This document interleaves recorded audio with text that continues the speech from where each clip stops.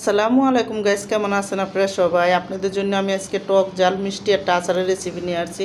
প্রথম দেখুন খোলার মধ্যে বেশি করে কটা শুকনো মরিচ দিছি, এই শুকনো মরিচটা জাল আছে, তারপরে বেশি করে কটা ধনিয়া দিছি, আর এখানে দেখুন বেশি করে পাঁচফোড়ন দিয়ে দিছি। মানে আমার আম্মার আচারটা অনেকটি, এই জন্য আমি বেশি করে সব কিছু দিছি। দিয়ে কিন্তু এই পাঁচফোড়ন আর এই ইটা সুন্দর করে মরিচটা হালকা একটু ভাজা ভাজা দিয়ে নিমু, যাতে না পুড়ে, সুন্দর মতন যাতে ভাজা হয়, মশমশা হয়, ওইভাবে ভাজা তারপরে কিন্তু আমি দেখুন মশলাটা উঠায় রাখবো।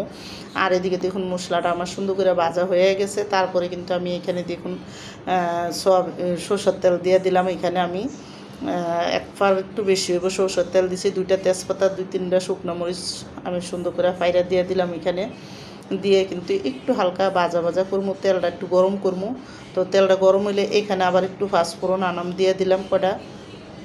তো পাঁচফোড়নটা শুদ্ধ একটু ভালো করে একটু ভাজা ভাজা করে তেলটা গরম করে নিব। আর তেলটা গরম করে কিন্তু আমি এখানে আমড়ি দিয়ে দিব। তো দেখুন এখানে আমি কিন্তু চিলকা সহকারে আমড়াকার ভালো করে ধুইয়া পুচ্ছা তারপরে চিলকা সহকারে আমি কাটটা নিচ্ছি। এই আমরা কিন্তু সুন্দর করে আর কাটার পরে আর ধুইবেন না। তো দেখুন এইভাবে করে বিচিটা ফালায় কাটটা নিছি। আর কাটটা এখানে এখন আমি বেশি করে দেখুন এখানে মরিচের গুঁড়া দিয়ে দিলাম 2-3 চামচ, আর 1 চামচ 1.5 চামচ হলুদের গুঁড়া দিয়ে দিছি। আমি এটা আর মাইখা দিই নেই, এটা মাইখা একটু রোদে দিয়েও রাখতে পারেন, কিন্তু আমি এইভাবেই দিছি। আর এখানে 2 চামচের মতন লবণ দিয়ে দিছি। দিয়ে কিন্তু সুন্দর করে এই সরষের তেলের সাথে ভালো করে মশলাটারে মিলামো। আর আমার কিন্তু এখানে অনেকটি আম, কিন্তু কড়াইটা একটু ছোটো হয়ে গেছে। তো আমি দেখুন আমরে কিন্তু আস্তে আস্তে অর্ধেকটা আম মশলার সাথে মিলাইয়া বাদ বাই আমও আমি এখানে দিয়ে দেবো, এই আমটা একটু নরম হইলে। আর এই আমটা কিন্তু বেশি একটা বাড়াওয়ালা আম না, ডেকা আম, এটা কিন্তু রান্না করলে গলে যাব। আর এখানে দেখুন আমি একবার বেশি হইব, আমি এখানে গুড় দিছি, আমার কাছে চাক্কা গুড় ছিল, ভাঙ্গা দিছি।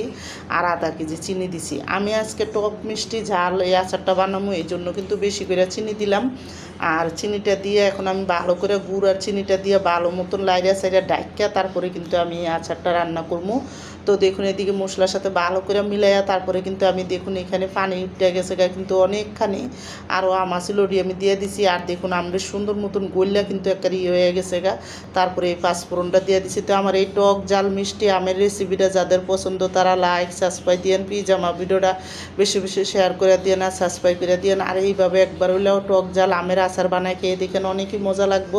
আর এই আম কিন্তু আপনারা সব ধরনের রেখে দিতে পারবেন 1 বছর। তারপরে কিন্তু দেখুন আমি এখানে সিরকা দিয়ে দিলাম, আর সুন্দর করে সিরকা দিয়া তারপরে কিন্তু এই আমটা যখন একবার পানিটা শুকায় শুকায় আঠা আঠা হয়ে আইছে, তখন কিন্তু এই আমের আচারটা আমি নামাই দেবো। আর দেখুন পুরো পাতিলটা বইরে আছে, আমার আমটা কিন্তু একটু গলে আছে কারণ বাড়াওয়ালা দেখা।